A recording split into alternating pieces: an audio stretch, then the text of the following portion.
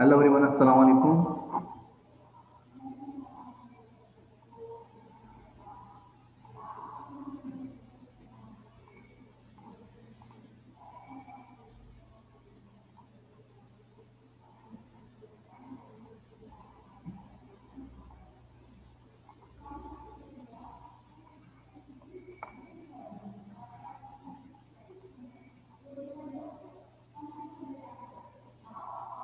Hello, अस्सलाम वालेकुम।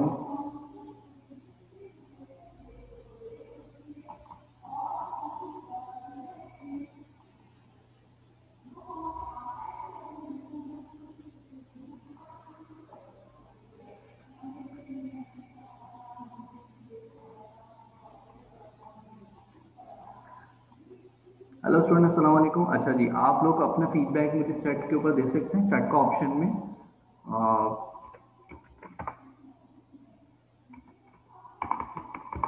ठीक है।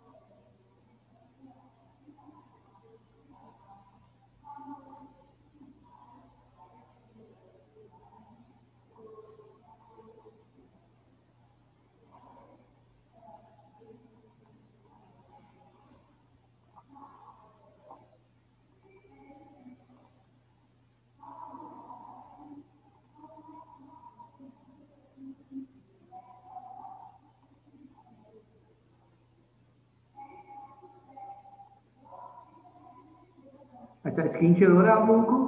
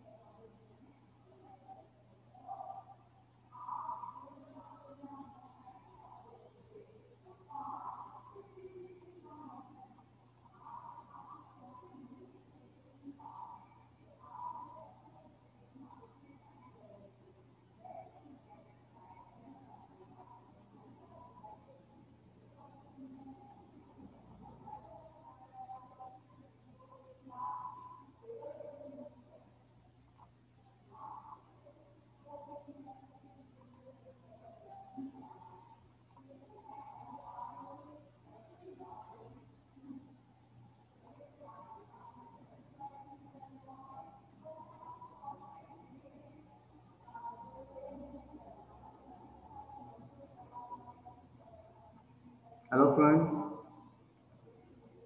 स्क्रीन शेयर हो रहा है आपको?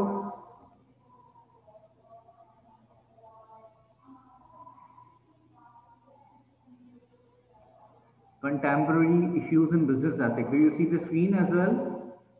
Yes, Basit said yes. Meera said yes. Okay, is it clear? Contemporary issues in business ethics. अच्छा, we have two half. First half में हम कंटेम्प्रेरी इश्यूज देखेंगे और सेकंड हाफ में हम ethics in the financial reporting discuss करेंगे. This one is from the lecture slide and the second half is from the book, from the textbook. Okay, we are on the recording as well. So we have some guideline instruction with you that first you have to be take the lecture and note it down your all queries there, and after that in the end we have a meeting for QA session, like a question answer session. You will ask your inquiries, you will ask your any you want to share your point of view as well regarding the topic. ठीक है, तो first half हमारा lecture deliver होगा और second half में फिर हम कोशिश करेंगे कि हम जो है वो आपके क्यूए सेशन कंडक्ट कर लें. And today we are covering the two topic as well. One is contemporary issues and other is financial reporting. So keep stay us with us, and now we have the 14 participant with there, and in the meanwhile at 12:45 or I will take attendance as well. And whenever we take attendance, I will inform you that I am going to take your attendance. और फिर आप यहाँ से अपने mic को unmute करके अपनी attendance you can raise your hand as well to show your presence there. ठीक है, तो अभी हम लेक्चर की तरफ जाते हैं और उसके 15 मिनट्स बाद हम इंशाल्लाह फिर आपसे लास्ट 10 मिनट्स के अंदर आपकी अटेंडेंस भी मार्क कर देंगे. Okay students, are you there? ठीक है, is it clear? If you want to share any point of view, so try to put your question in the chat session and don't speak from the mic. In a Q&A session, you are open to speak with your mic as well, right? If you have any question, you will put in the chat session. I will open the bar here in the front screen. So let's have a session. Now we are going to start the session. Can we proceed? Students, can we proceed? Do you listen me? Give your feedback in the chat section. Okay, Minna said yes. And rest, what about the rest? I'm clear to you. I am audible to all of you. And the screen clear is also show to you. Slide is in front of you. You can see it. Okay, okay, okay. We have a start the topic. So we are going to discuss today the contemporary issues in business ethics from the book Steinwick and Steinwick, and the course title is Understanding Business Ethics. Contemporary means the present, the right now. दौरे हाजिर में क्या ethical issues हैं? What are the ethical issues? Theft है, iniquities हैं, cyber crime है, आपकी जो है वो मिस कैलकुलेशन फ्रॉड्स हैं या फिर और फाइनेंशियल फ्रॉड्स एंड रिपोर्टिंग्स हैं, स्कीम्स हैं. तो कौन से इश्यूज हैं? इन्वायरमेंटल इश्यूज हैं. तो let's have a start, let's have a look what kind of issues we are facing with in contemporary world. So here is a start with some phrase that I still have not found the text rate that I'm looking for. So mostly the people are not able to pay the tax और tax evade करते हैं, tax जो है वो clear नहीं करते. तो एक टैक्स को लेके एक टैक्स इवेजन नज़र आता है, टैक्स चोरी करना जिसे आप कहें. और कंपनीज अपने इस टैक्स को छुपाने के लिए कि ज़्यादा अमाउंट टैक्स पे ना करना पड़े, तो वो बहुत सारी इस तरह की मिस अप्रोप्रिएशन करती हैं, मैनिपुलेशंस ऑफ अकाउंट्स करते हैं. तो ये एक पॉइंट है यहाँ पर कि most of the time the organization try to show and display the profit. ठीक है, उसको टेम्पर करते हैं उसको, लेकिन खैर ऑडिट रिपोर्ट बनाई जाती है, फाइनेंशियल रिपोर्ट मेंटेन की जाती है इसी वजह से, ताकि वो शो करे आपको true and fair view. It shows a clear picture with you. ठीक है जी. अच्छा, उसके अलावा अगर हम when we move on to that कि हिस्टोरिकली ये जो एथिकल इश्यूज हैं वो क्या कुछ आए। देखें, ethics means the right and the wrong doing and the right act. ठीक है, it is a distinguish between the right and wrong, good and bad, evil, goodness. तो ये जो एक अहम क्वेश्चन है एथिक्स का कि एथिकल वैल्यूज क्या है, मोरल वैल्यूज क्या है, एक अच्छाई क्या है, गुडनेस क्या होती है। अब इसी को जब हम अप्लाई करेंगे सोशोलॉजी यानी सोसाइटी के ऊपर, तो ये बन जाएगी सोशल एथिक्स। और जो सोशल एथिक्स है वो कहलाती है आज के टर्म्स में कहें तो this is called what the political philosophy. But right now when we corporate in a business sector, जब हम उसको बिजनेस पे अप्लाई करते हैं, देखिए एथिक्स की के वर्जन है अप्लाइड एथिक्स। देखिए एथिक्स जब अप्लाई की जाए बिजनेस पे तो इट्स कॉल्ड अप्लाइड एथिक्स। अच्छा, जब ये अप्लाई की जाए मीडिया पे तो it's called what, media ethics. इसी तरीके से अगर ये मेडिकल में अप्लाई की जाए तो ये कहलाएगी क्या, जो है वो medical ethics. This is also called the bio ethic as well. ठीक है, इसी तरीके से अगर हम और बात करें तो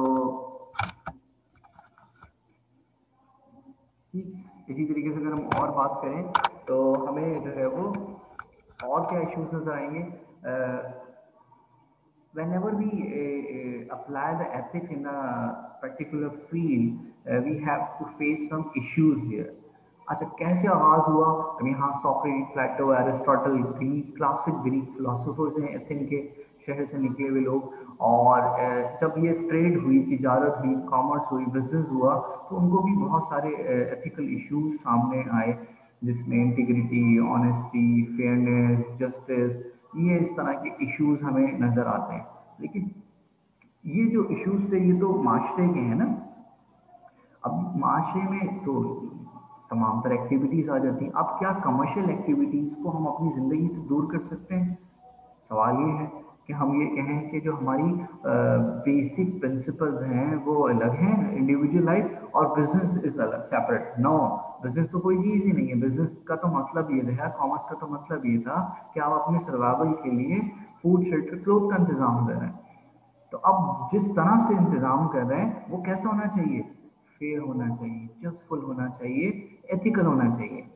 ठीक है, तो इसमें जो यहाँ पे स्टार्टअप होता है वो यहीं से होता है कि जो हमारे एथिकल इश्यूज हैं वो हमारे सामने जो है वो क्या क्या है।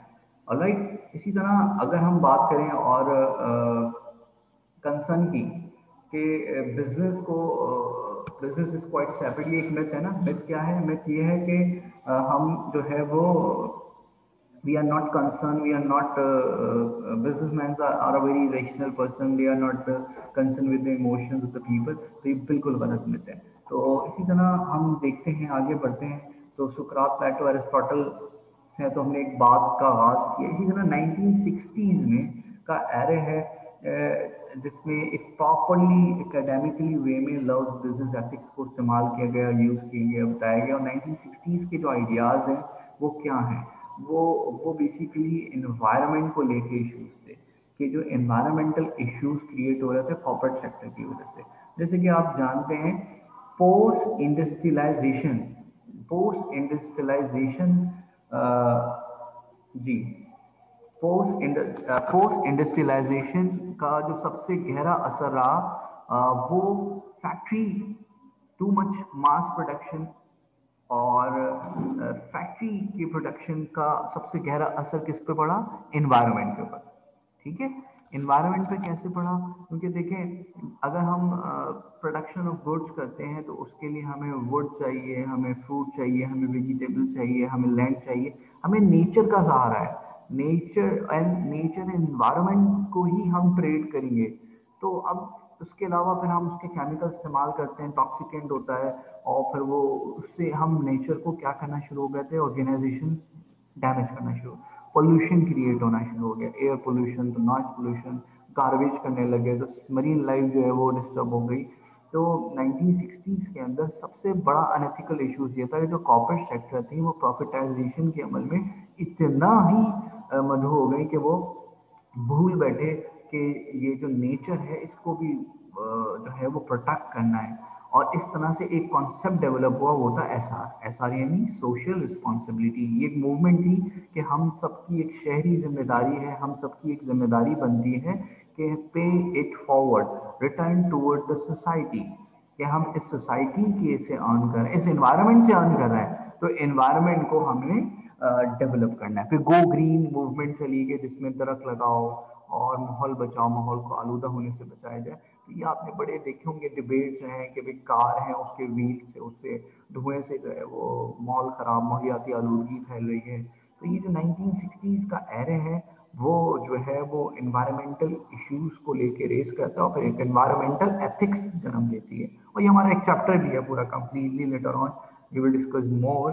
1970 डिकेड, 10 ईयर्स के हिसाब से हम हिस्टोरिकल डेवलपमेंट देख रहे हैं। 1970 का जो एरे है ये एक रिसेशन रहा दुनिया भर में, और इसमें अगर हम इश्यूज की बात करें तो दो इश्यूज जो हैं वो एथिक्स के बहुत ज़्यादा प्रोमिनेंट होते हैं। एक तो है आपका जो है एनवायरमेंटल इशू, जैसे कि आपको बताया। एक और इशू रेज हुआ, वो था human right issues. Human right issues कि जहाँ हम नेचर की बात कर रहे हैं, चरिंद परिंद को बचाने की बात कर रहे हैं, तो वहाँ हमें ह्यूमन राइट्स को, राइट प्रोटेक्शन के तहत ह्यूमन को भी प्रोटेक्ट करना है। What does it mean? What does it mean कि जो हमारे इंडस्ट्री है, जो हमारी फैक्ट्री है, वो जो हमारी कमोडिटी है, वो ऐसी ना हो जो हार्म करे। ये बातें, जैसे कि आपने इंडस्ट्रियल एरिया सेपरेट कर दिए, कमर्शियल एरिया सेपरेट कर दिए। अब एक प्राइवेट सेक्टर ने क्या किया, वो फैक्ट्री लगा दी शहर के पास, सीमेंट फैक्ट्री है, तो लोगों को तो उसके धुआं से दमे की, टीबी की, ट्यूबरक्लोसिस होना शुरू हो जाएगा, बीमारी शुरू हो जाएगी, तो उनको डैमेज होगा। इसी तरीके से अगर हम ओपन कर लेते हैं ऐसे फैक्ट्रीज और शहर के अंदर, तो एक शोर, वुल, धुआं, नॉइस पोल्यूशन, केमिकल रिएक्शंस, बहुत सारे मल्टीपल एक्सपेक्ट हो सकते हैं।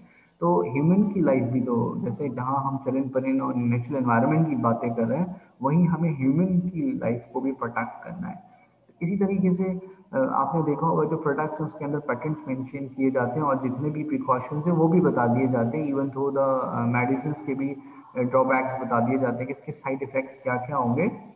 ये एक एथिकल जिम्मेदारी है, रिस्पॉन्सिबिलिटी है जो कंसिडर डेवलप की गई 1970 में, कि कंपनीज को जो है इस तरह के जो रॉन्ग डूइंग्स हैं उनको हेड ऑन करना पड़ेगा, उनको देखना पड़ेगा और ऐसे कंसर्न जो है वो रेज न कीजिए। अब ह्यूमन राइट इश्यूज के अंदर बहुत बात की जा सकती है। अगर आप थोड़ा सा इस बात को समझे, मैं उसको थोड़ा सा आपको हिस्टोरिकली बात बताता हूँ।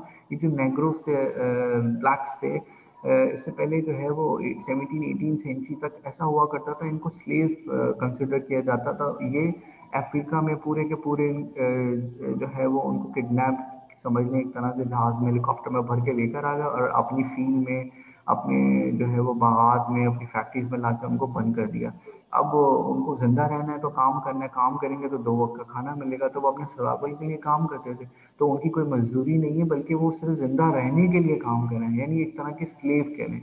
जैसे कि एक ज़माने रोमन दौर में भी ऐसे ही था, जितने भी वो इंटायर रोमन ग्रीस से, वो सब गुलाम बन जाते थे।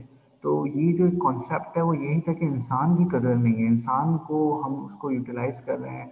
एक वर्किंग आवर्स होने चाहिए, एक टाइम होना चाहिए, एक एथिकल एनवायरनमेंट होना चाहिए। तो ये सब कब, ये सारे इश्यूज कहाँ से रेज होते हैं? ह्यूमन राइट इश्यूज से। ठीक है, तो 1970 से ये मूवमेंट स्टार्ट हुई है, अभी ख़त्म नहीं हुई है, लेकिन इसने जोर पकड़ा।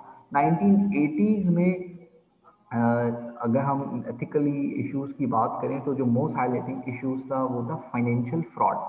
फाइनेंशियल फ्रॉड बहुत ज़्यादा होने लगे, बैंकिंग सेक्टर्स में इन्वॉल्व हो गए, फाइनेंशियल इंस्टीट्यूशंस में बहुत सारे स्कैम होने लगे, और जो है वो इस तरह से हर कंपनी ने फिर अपना एक एथिकल कोड बनाया, और जो है कंपनी के जो एम्प्लॉयज़ हैं उनके साथ लॉयल्टी डिक्रीज होने लगी।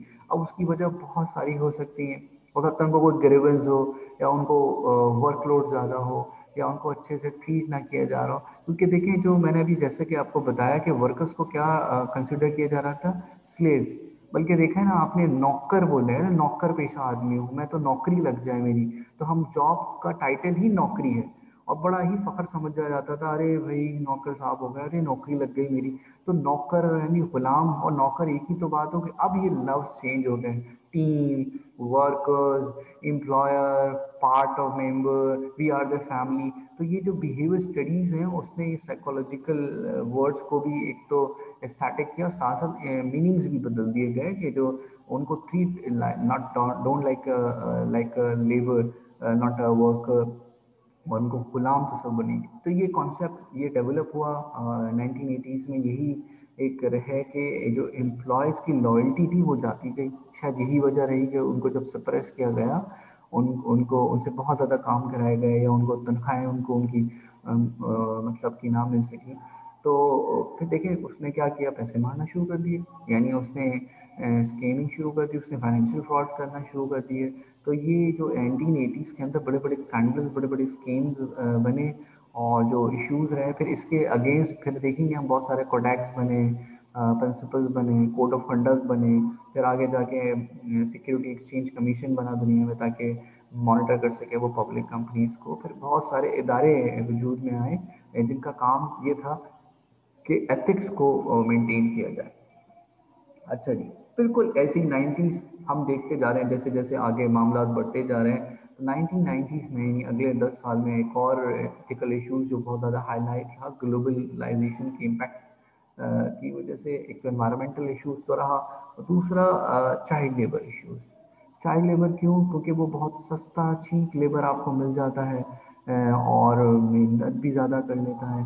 हालांकि ये तो एक सख्त कानून बना हुआ है कि नहीं, ये सब इसके बाद ही इशू हुआ। वुमेन को यूज़ करना, चाइल्ड लेबर को इस्तेमाल करना फैक्ट्री में, वर्क में, उससे उनकी पे और वेजेस बहुत कम होती थी और प्रोडक्टिविटी ज़्यादा हो जाती थी। तो अपना मुनाफा ज़्यादा करने के लिए तो ये लेबर को एक्सप्लॉइट किया जाने लगा, और फिर लेबर ने अपनी यूनियंस बनाई, अपनी आवाज़ उठाई। तो 90s में इस तरह की मूवमेंट नज़र आई। दूसरी बात अनसेफ वर्क, ये देखिए ये तो आज भी है। लोगों के जो काम ऐसे होते हैं कि वो अपनी ज़िंदगी जो है वो ख़त्म करते चले जा रहे हैं। यानी अगर उनकी ज़िंदगी 60 साल की है तो वो 40 की रह जाएगी, क्योंकि वो काम की नौयत ऐसी है। केमिकल के अंदर डील कर रहे हैं, या बहुत ज़्यादा ट्रबल कर रहे हैं, जो कि लाइफ को स्लोली स्लोली डैमेज करता चला जा रहा है। यानी चाहे वो आँखें हो, चाहे वो आपके थॉट हो, या आपके जो है वो मेंटल कैपेसिटी, क्योंकि वो इतनी कंज्यूम हो रही होती है मैकेनिस्टिक वे में। क्योंकि देखें एक ह्यूमन के अंदर एक पोटेंशियल है, एक टेंडेंसी, कैपेसिटी है 4 आवर्स, 6 आवर्स, 7 आवर्स, 8 आवर्स। अब आप उससे ज़्यादा इस्तेमाल करते चले जाएं तो वो डिक्लाइन होगा ना, लाइक मशीन वो डेप्रिशिएट जल्दी होगा ना। तो ये जो लेबर के जो इश्यूज थे, उसकी जो लाइफ के इश्यूज थे, जो चाइल्ड लेबर एक्सप्लॉयटेशन थी, ये 90s के हमें ग्लोबल इश्यूज, ग्लोबल इंटरनेशनली, ये मसला सिर्फ एक जगह का नहीं है, ये ग्लोबली इश्यूज थे। फिर उसका हल ये निकाला गया कि लेबर राइट्स बने, चाइल्ड लेबर प्रोटेक्शन की बात की गई, ठीक है। और एक और इशू जैसे दिया हुआ है इसमें फाइनेंशियल मिसमैनेजमेंट, तो वो यही मिसमैनेजमेंट है कि ट्रीटमेंट विद द जो है वो लेबर। अच्छा 90s के बाद 200 90, अच्छा do you see the screen as well students? Do you see the screen as well?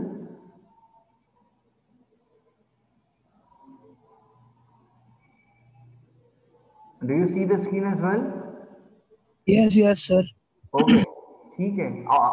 Move होते हुए भी शो हो रही है आपको? ऐसा तो नहीं है, स्ट्रक तो नहीं हो रही है? So right now you are seeing the 200। Okay okay, thanks for your feedback. In history, in 20th century, in 21st century, you can say that that was in the current contemporary world. यहाँ पे एक तो financial mismanagement बहुत problem create हुई, क्योंकि देखें जितनी, ये थोड़ा सा मुझे समझाना पड़ेगा आप लोगों को। तरबियत जिसे कहते हैं हम, एक शख्स पेंसिल चोरी करता है और उसको वापस करने का कोई नहीं कहता, कहता रख लो बेटा, चलो कोई बात नहीं, वेरी गुड, ठीक है। अब उसकी तो आदत बन गई। अब वो ऑफिस जाएगा तो वो पेन चोरी करेगा, फिर और आगे जाएगा वो पेपर चोरी करेगा, फिर उसको पढ़ा दो, लिखा दो, चार्टर्ड अकाउंटेंट बना दो, तो फिर वो बड़े बड़े घमंड करेगा, करोड़ों रुपए की चोरी करेगा। तो वो चोरी जो है वो तो उसकी आदत तो फितरत तरबियत का हिस्सा बन गई ना, मतलब तरबियत से, यानी एजुकेट होने से कुछ नहीं होगा। मैनेजर्स बना दें, आपको आपको CEO बना दें, आपको बोर्ड ऑफ डायरेक्टर बना दें, आपको बोर्ड ऑफ गवर्नेंस बना दें, आपको जो है वो डायरेक्टरशिप मिल जाए और आप मालिक बन जाएं, आप जो है वो जो है बड़ी बड़ी कंपनीज के हेड हों, CEO हों, लेकिन कुछ भी नहीं। ठीक है, MPA MNA वो तो अलग बात है। कॉर्पोरेट सेक्टर में बड़ी सी बड़ी पोजीशन पे चले गए और आपने बड़ी तालीम, double double degree, double double master, double double PhD और पता नहीं क्या कुछ कर लिया, लेकिन मसला ये है कि आपकी इंटेलेक्चुअल स्ट्रेंथ तो बढ़ गई, लेकिन आपकी जो मोरल वैल्यूज हैं वो सिफर की सिफर है। यानी पहले भी चोर थे और अब छोटा चोर छोटी सी चोरी करेगा, मोबाइल छीन लेगा, पर्स मार लेगा, कंगन चोरी कर लेगा, घर में घुस के निकाल लेगा पैसे, बस। लेकिन जो एक पढ़ा लिखा आदमी है, जो जिसने अकाउंटेंसी सीखी है, जिसने IT सीखा है, जिसने मैनेजमेंट, वो जो घबन करेगा तो फिर वो तो करोड़ों अरबों रुपए के घर को घबन करेगा। तो मेरा कहने का मकसद ये है कि पढ़ना लिखने के साथ साथ, तालीम के साथ, दूसरा एक और एसेंशियल एलिमेंट जो वो है तरबियत, जिसको हम कहेंगे कैरेक्टर बिल्डिंग, मोरल वैल्यूज। तो ये चीज हमें नजर आ रही है 20वीं सेंचुरी के अंदर, कि बड़े पढ़े लिखे लोग नजर आए और बड़े बड़े स्कीम भी नजर आए। जो है वो एनरॉन का केस है, सिटी ग्रुप का केस है, ऑडिट के अंदर लोगों ने घपले करे। अभी रिसेंटली आप नेटफ्लिक्स पे एक स्कैम 1992 है शायद, आई थिंक, वो एक मूवी बनाई है अरशद मेहता की बॉलीवुड में, तो वो उन्होंने दिखाया उस जमाने का एक स्कैम हुआ। यहाँ 90s में नेशनलाइजेशन के नाम पे जो है वो बहुत बड़े स्कैम हुए थे। इस तरह से हुआ था कि जब भुट्टो थी तो भुट्टो साहब ने जो उसको प्राइवेटाइज कर दिया, वो कर दिया था, नेशनलाइज कर दिया था, लेकिन उन्हीं की बेटी जब आई वापस उन्होंने प्राइवेटाइज कर दिया। अच्छा, जब प्राइवेट कंपनी को नेशनलाइज करने का ऐलान करते हैं तो सारे इदारे कौन ओन कर लेगा? गवर्नमेंट ओन कर लेगी।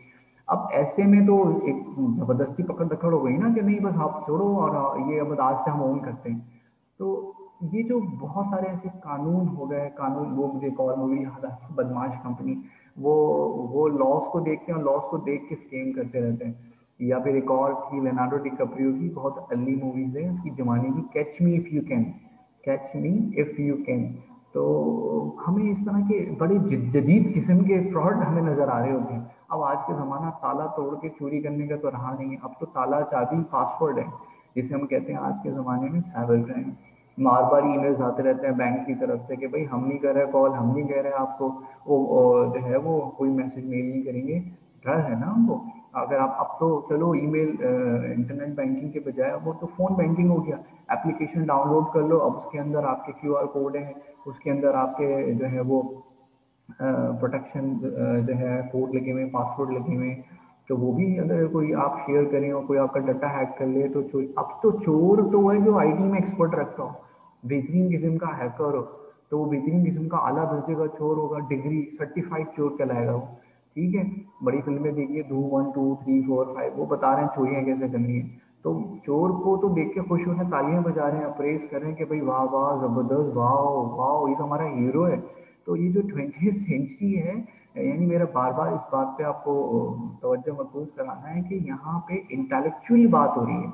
तो मैं आपको जब भी तो बार बार कह रहा हूँ, एजुकेट होने के साथ साथ हमें क्या होना है, हमारी मोरल कैरेक्टर बिल्डिंग का होना भी जरूरी है, हमारी मोरल वैल्यूज भी जरूरी है। चलो भाई कोई नहीं देख रहा सो में, चलो भाई पेन रखते हैं जेब में और चले जाते हैं, भाई ये आदत। चलो कंपनी में गए, कंपनी के वक्त पे हम अपना पर्सनल जाती काम फेसबुक खोल के बैठ जाते हैं, चलो पैसे मार लेते हैं, चलो कैश काउंटर से चीजें निकाल लेते हैं। ये और बड़े बड़े हम, ये तो छोटी छोटी चीजें बात, यानी जिसकी जितनी बड़ी पोजीशन है वो उतनी बड़ी जो है वो चोरियां जो है वो माइंड इन चीज़ों में चल रहा है कि भाई अच्छा इसको ऐसे कर लें, इसको ऐसे कर लें। तो खैर, एनीवे, साइबर क्राइम आपको पता है कि जो जो है वो इंटरनेट वारफेयर होती है, यानी समझ लें ये जो किस तरह की वॉर है, ये टेक्नोलॉजिकल वॉर है। इसके अंदर डाटा हैकिंग करना, पूरी पूरी कंपनीज का सेटअप लगा देना, मिनटों सेकंडों में भाई आप कोई स्टॉक एक्सचेंज को क्रैश कर दें और प्राइस लोअर डाउन कर लें, वहाँ से शेयर बाय करें और फिर दोबारा से प्राइस अप कर लें, किसी का ट्विटर अकाउंट हैक कर लें, जाली न्यूज़ चेंज शेयर कर दें और उसके बाद उसके एक न्यूज़ को स्प्रेड होते ही के साथ आप देखेंगे मार्केट के अंदर उस कंपनी की डैमेज हो जाना है और आपने वो शेयर खरीद लेना है। तो भाई ये सब कुछ बहुत खतरनाक, यानी आजकल प्राइवेसी इशू बहुत ज़्यादा है साइबर, और आप तो जगह जगह अकाउंट खोल के बनाए होते हैं, जगह जगह अपना पर्सनल डाटा शेयर कर रहे होते हैं, हर एप्लीकेशन आपको पर्सनल डाटा मांग रही होती है। फिर आपको मैसेजेस आते हैं। आपने कभी सोचा नहीं है कि आपको खादीज, आपके पास जो है वो अरमानी, खादीज और ये वो पता नहीं कितनी कंपनीज के मैसेजेस आ रहे हैं, वो कह रहे हैं कपड़े ले लो, जूते ले लो, 20%, 15%, 15% मुफ्त में ले लो बाद में। बस ये इतने कहाँ से आपको मैसेजेस आ रहे हैं? डेटाबेस है ना, इतनी जगह लॉगिन हुए, इतनी जगह पासवर्ड शेयरिंग की है। तो पर्सनल इशू, प्राइवेसी इश्यूज तो बहुत, यानी आज के ज़माने में जो अनएथिकल है वो ये कंपनीज खोल के बैठे हैं डाटा माइनर के नाम से, जो आपको पूरा पूरा डाटा सेल करते हैं। अच्छा, आपको फला एरिया का चाहिए, किसी पे ब्लॉक 6 का, अभी हम आपको डाटा दे देते हैं, यहाँ पे इतनी कंपनीज हैं, इतने लोग हैं, इतने काम करते हैं, इतनी ऑर्गेनाइजेशन है, इस ऑर्गेनाइजेशन में ये पूरा डाटाबेस ये ना आप, और ना भी नहीं तो लोग हैक करके कहते हैं अभी मैं डाटा निकाल के दे देता हूँ आपको। तो ये मेरी बात आपको शायद समझ आ गई होगी कि इंटेलेक्चुअल प्रॉपर्टी क्या है, आप अपने आइडियाज को कैसे प्रोटेक्ट कर सकते हैं, लोगो, डिजाइन, पेटेंट्स। तो इसका आपका आइडिया किसी ने सुना और कहीं दूसरी जगह जाकर डिलीवर कर दिया, तो आप कैसे प्रोटेक्ट करोगे? आप तो आप प्रोटेक्ट ही नहीं कर सकते, तो आप किस तरह का बिजनेस आप शुरू करेंगे? ठीक है, ठीक है। तो ये तो सारा कुछ हो गया। सही है। अब ज़रा हम जो है वी हैव ये जो सर्बन ऑस्ले एक्ट है, ये बेसिकली एस ओ एक्सॉक्स भी कहते हैं इसको, एस ओ एक्सॉक्स सर्बन ऑस्ले एक्ट 2002 में बना, जिसके अंदर जो बेसिक मकसद यही था कि हम जो है वो किस तरह से इसको ओवरकम करें, ये जो फाइनेंशियल फ्रॉड है। तो भाई देखें, ये सिंपल सी बात हम इसको एंड अप करेंगे कि बेसिकली ये सब इसलिए है कि लोगों के अंदर इंटीग्रिटी यानी ईमानदारी और दयानतदारी जो है वो समझाई जाए, सिखाई जाए। ठीक है।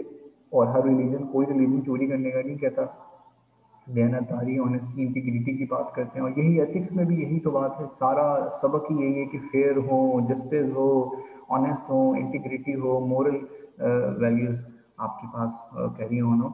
अब क्या ये ऑर्गेनाइजेशन इसके लिए वो करे, तो बताते हैं वो ये कॉन्सेप्ट होने चाहिए, पब्लिसिटी टेस्ट, यानी लोगों के साथ आप किस तरह से ईमानदारी कैसे चेक होगी ना, ट्रस्टेड फ्रेंड, रेसिप्रोसिटी के आप दोनों तरफा जो रिलेशन है, यूनिवर्सलिटी यानी एक ऐसा कानून जो सबके लिए, ऑबिट्यूरी यानी आप सबके लिए एक सा हैं, कोई इनइक्वल ट्रीटमेंट तो नहीं कर रहा है। तो आपकी ये जो बिहेवियर्स हैं ये कुछ शो कर रहे हैं कि जो शो करते हैं आपकी दयानतदारी को, आप हम्बल हो, ह्यूमिलिटी, आप कंसर्न आपकी ग्रेट कॉज के लिए हो, सबके लिए सोच रहे हो, ट्रस्टफुल हो, लॉयल हो, फुली कमिटमेंट हो, फेयरनेस हो, रिस्पॉन्सिबिलिटी आप होल्ड कर रहे हो, उसके अलावा आप सबको रिस्पेक्ट कर रहे हो, आप सेलिब्रेट करें गुड फॉर द अदर्स, आप दूसरों को भी डेवलप करें, कि नहीं सिर्फ खुद को। इस तरह से आप माफ़ करें लोगों को, बदले ना लेते हुए रिवेंज लेते, इस तरह ऑर्गेनाइजेशन का एक कल्चर बनता है एथिकल, जिसके अंदर हमें इंटीग्रिटी नज़र आती है। ठीक है।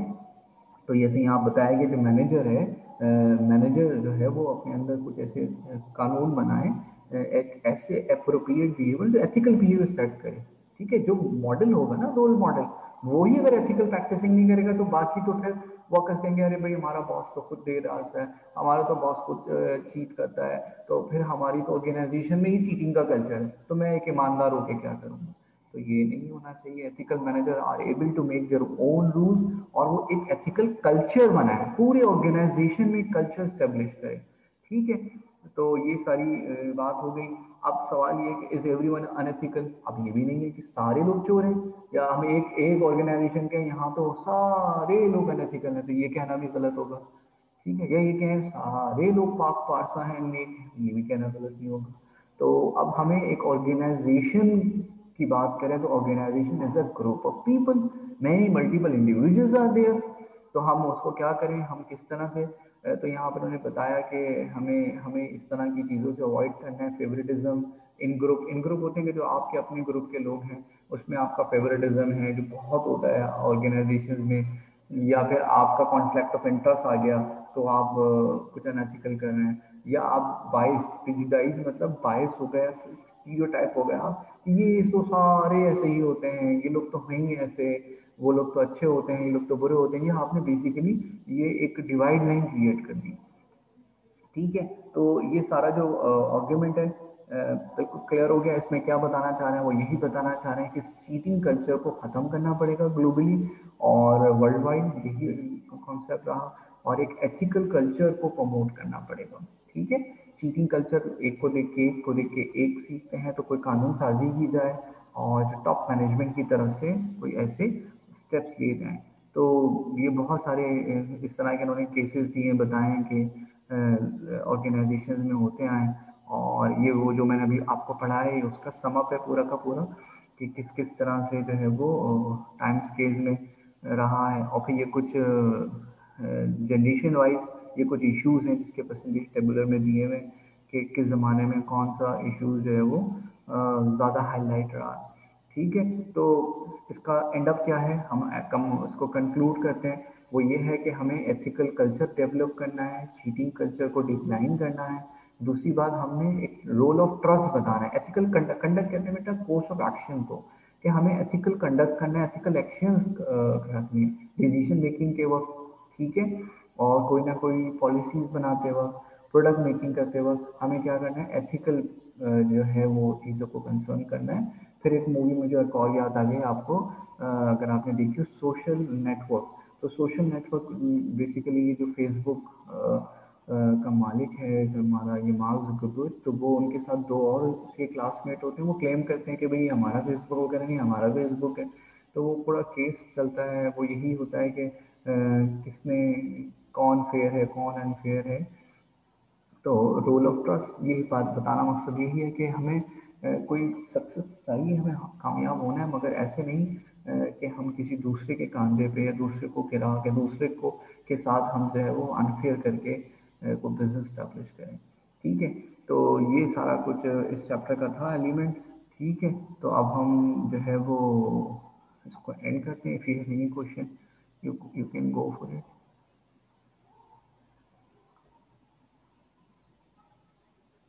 Do you have any question? You can put in the chat session. अच्छा, फिर हम अच्छा मैं अटेंडेंस के लिए एक स्क्रीन ले लेता हूँ, फिर मैं अटेंडेंस मार्क कर देता हूँ। यहाँ पे मैं स्क्रीन शेयर ले लेता हूँ और फर्स्ट हाफ की अटेंडेंस लग जाएगी, फिर मैं सेकेंड हाफ में भी देख लूँगा कौन कौन मौजूद है।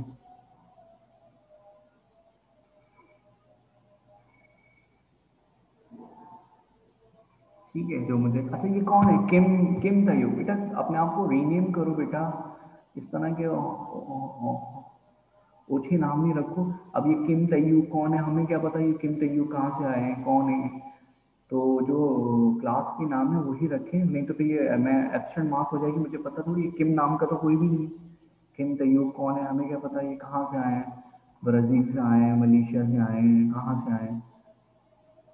अच्छा, तो ये बेसिकली ये ऐसी चीज़ें ना करें, ठीक है, तो वरना अटेंडेंस में मसला बन जाएगा। हाँ, अटेंडेंस में अपने आप को रीनेम करें इंसानों वाले नामों के साथ। ठीक है,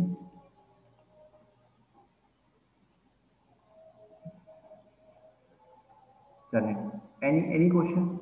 हम फिर मीटिंग एंड करते हैं और जो है फिर वो हम जो है वो सेकेंड हाफ कंडक्ट करेंगे ब्रेक के बाद, यानी 1:30 तक स्टार्ट करते हैं, 1:30 1:40 तक।